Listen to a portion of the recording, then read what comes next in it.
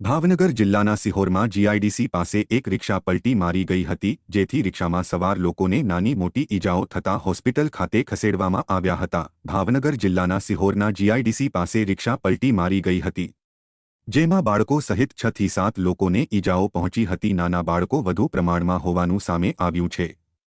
જો કે બનાવને પગલે તાત્કાલિક ધોરણે દરેક ઈજાગ્રસ્તને હોસ્પિટલ ખાતે ખસેડવામાં આવ્યા હતા। જો કે અમુકને ગંભીર ઈજાઓ પહોંચતા વધુ સારવાર માટે ભાવનગર ખસેડવામાં આવ્યા હોવાનું પણ કહેવાઈ રહ્યું છે।